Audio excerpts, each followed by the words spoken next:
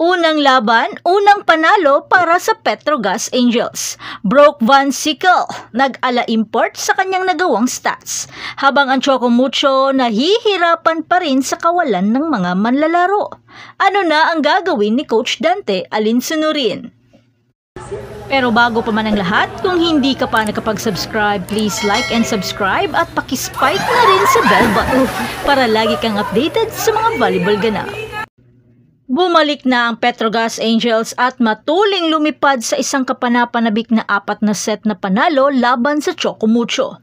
Ipinakita ng Angels ang kanilang dominasyon sa pamamagitan ng isang malakas na performance mula sa kanilang MVP na si Brock Van Sickle. Nag-aapoy sa hampasan si Van Sickle dahil sa kanyang 34 points. Patunay na handa niyang dalhin ang Angels sa mas mataas na antas. Ang kanyang 28 attacks, 4 na aces at 2 blocks ay talagang hindi maawat. Pero hindi lang si Van Sickle ang nagniningning dahil ang mga veteranong sina Aiza Maizo Puntillas at Jonas Sabete ay gumawa ng matinding pinsala sa depensa ng Flying Titans at naghatid ng kahangahangang performance na nag-ambag ng tig-18 points. Kaya dito makikita ang pagiging eksperyensyado nila at matalino pagdating sa klase-klaseng atake. Matapang naman na lumaban ang Flying Titans, lalo na sa ikalawang set. Grabe yung intense ng rally at ayaw pakabog sa mga malalakas na atake ni Van Sickle. Naging consistent ang kanilang net defense at bumawi sa attacking points. At nagbigay naman ng quality time si Hurricane Kath at tinapos ang second set na may 28-26 score. Ngunit mas malakas ang determinasyon ng Angels lalo na sa third set. Dahil bit-bit pa ng Flying Titans ang momentum sa second set, kaya nakagawa sila ng 7 points lead na kalamangan sa Petrogas. Pero ginapang at unti-unting hinabol ng Gaz Angels. Dami ring binigay na free ball ang Chocomucho dahilan upang malamangan sila ng husto ng Petrogas.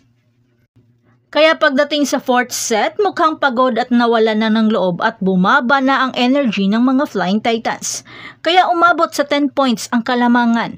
Bagamat pinilit man ni Rondina na habulin pero tila di na rin mapigilan sina Puntillas, Sabete at Van Sickle na tapusin na ang laban. Ang panalong ito ay simula pa lamang para sa Petrogas Angels. Handa sila para sa isang mahaba at kapanapanabik na season. At hindi sila natatakot na harapin ang bawat laro. Ang focus ni Van Sickle ay ang ibigay ang lahat, anuman ang statistics niya. Ang Angels ay lilipad ng mataas at handa silang makapasok sa finals at muling sungkitin ang kampyonato. Pero para naman sa Chocomucho, marami pa sa kanila ang hindi pa 100% na makakapaglaro. Bagamat unti-unti nang pinapapasok sa court si Descheng at si Kath Tolentino, pero kinakailangan pa rin ng alalay dito. Gayunpaman, umpisa pa lang ang laban pero kailangan nilang mag-catch up at maging positibo sa buong liga. At patuloy na manood para sa higit pang aksyon mula sa PVL. Huwag kalimutan mag-subscribe at pindutin ang notification bell para hindi mo makaligtaan ang isang spike at dig sa ating channel. Coach, nagkamali na sila. Actually, abas. Oy. Paano sa'yo to if you're watching?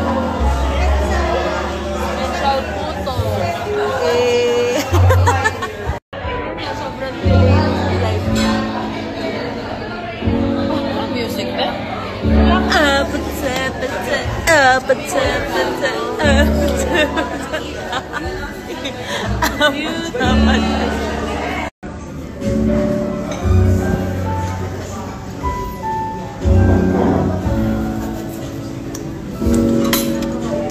pa na inig? Dahil mag-open na.